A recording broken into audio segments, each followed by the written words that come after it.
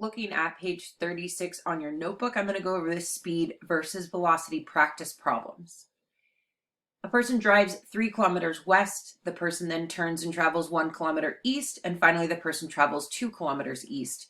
The total trip takes 2 hours. A person's average speed is a combination of all of the distances traveled. So in this case, 3 kilometers plus 1 kilometer plus 2 kilometers, which is going to give us a total of 6 kilometers. And then that number is going to be divided by the time it took to travel that distance. So in this case, 2 hours. So 6 kilometers divided by 2 hours, you're going to divide the numbers and then combine the labels. So 6 divided by 2 gives me 3 kilometers per hour. And that is going to be the answer that I am looking for on this worksheet, is 3 kilometers per hour. The next part, B, what is the person's average velocity? Well, what we are going to do is, because we're looking at the starting and stopping point, so velocity is the amount of displacement in the time that the total trip takes. So since the person started and ended in the same location, because they went 3 kilometers west and then 3 kilometers east, they ended up at the same location, you're going to end up with 0 kilometers per hour and no direction because we start and stop in the same place. So this is the answer for part B. On number 2, a polar bear walks 2 miles north, then 4 miles east, then 4 miles west, then 3 miles south. The bear completes his trip in 4 hours. So the average speed is going to be adding up all of the speeds and then dividing it by the total time that it takes to make the trip. So 2 miles north plus 4 miles east plus 4 miles west plus 3 miles south is going to give me a total of 13 miles. And I'm going to divide that by the number of hours that it took in the trip, which is 4. And that is going to give me 13 divided by 4 is 3.25. And then our label is going to be miles per hour, since we're combining the 2 labels given. So in this case, the average speed is going to be 3.25 miles per hour.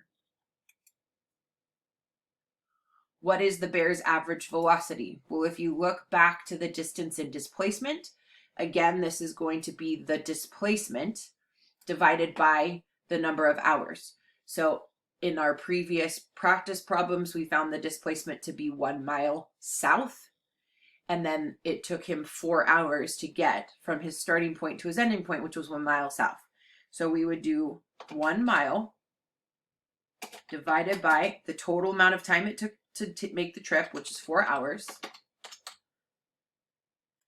And that's going to give us a total of 0.25 miles per hour. And then we have to label the direction. And if you'll remember from the previous problems, it was south. So your answer is going to be 0.25 miles per hour south.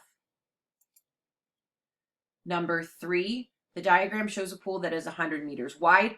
A person swims 4 lengths of the pool from one edge to the other, and it takes them 1 hour. What is the swimmer's average speed? So we have 100 meters per length. We did 4 different lengths of the pool. So that is going to give me 400 meters. And I'm going to divide that by the number of hours it took to do, which is 1 hour. So my answer is going to be 400 meters per hour.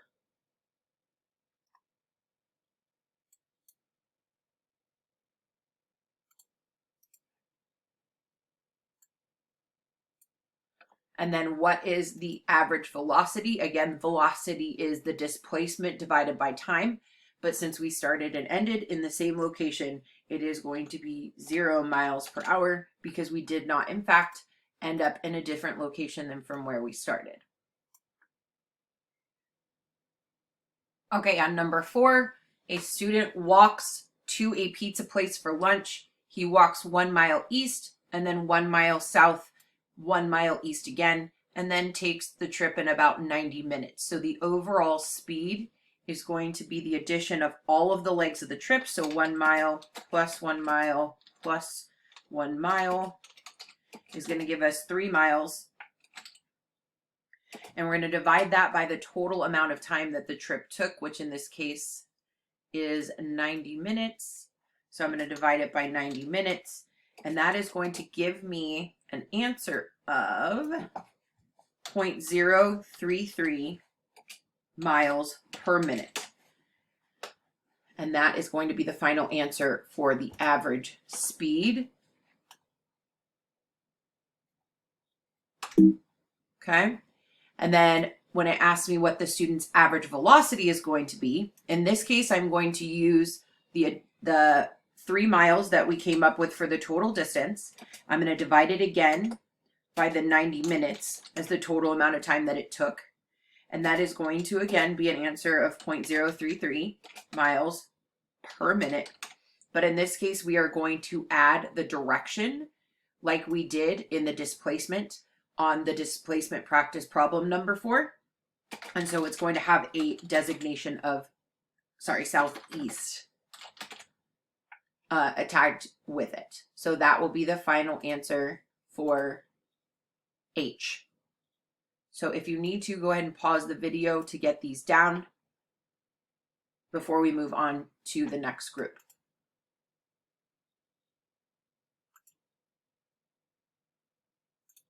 Okay.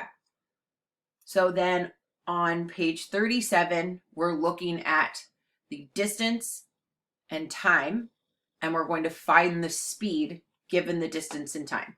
So in this case, our formula is going to be distance divided by time. So the total amount of time and the total distance will give us the speed. And in 1.1, we're taking a distance of 10 meters, and we're going to divide it by the 5 seconds.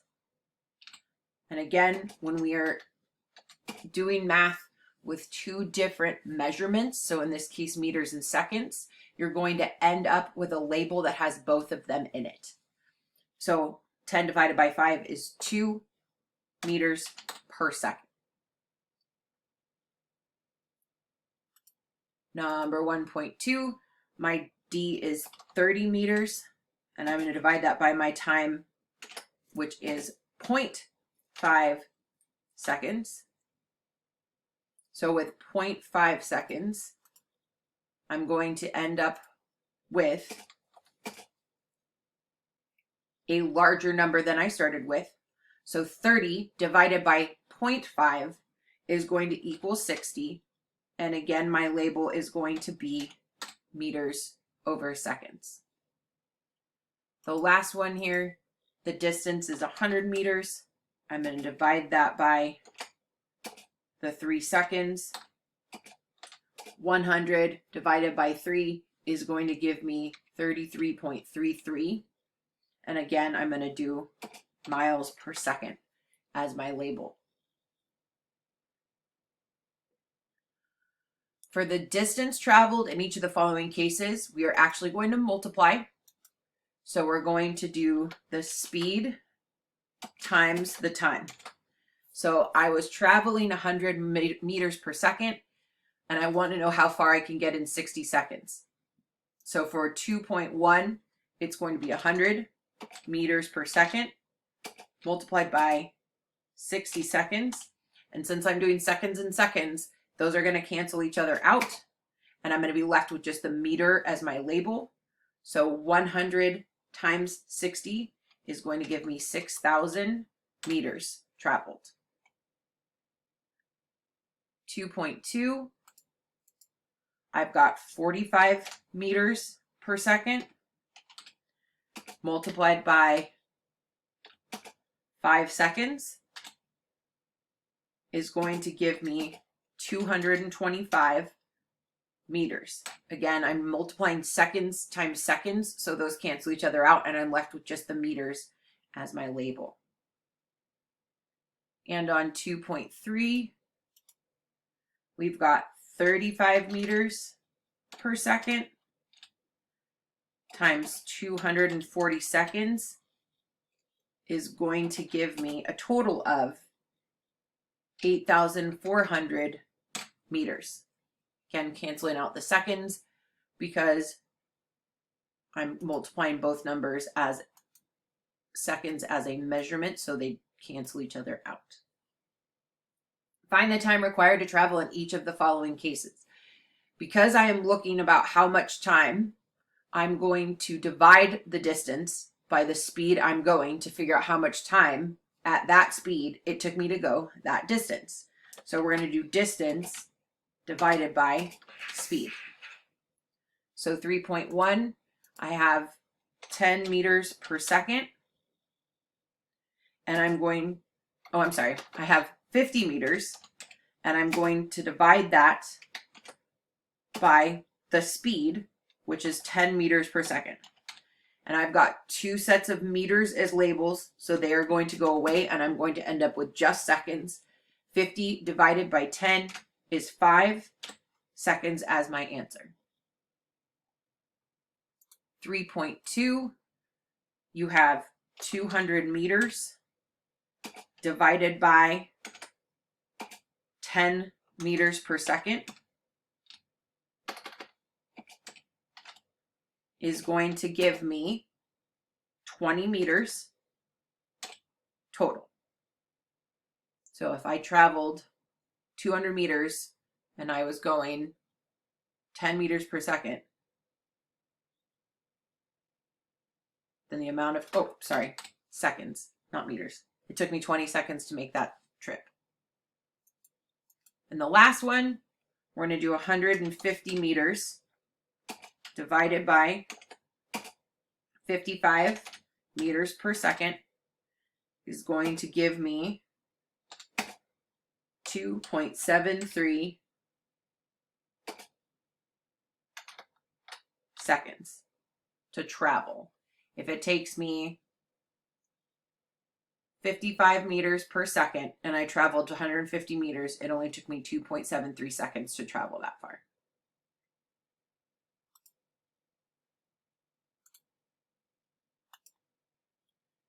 At this time, go ahead and take your workbooks, head over to the Canvas assignments where it says to check your work, and upload the answers to these problems to get credit for the assignment.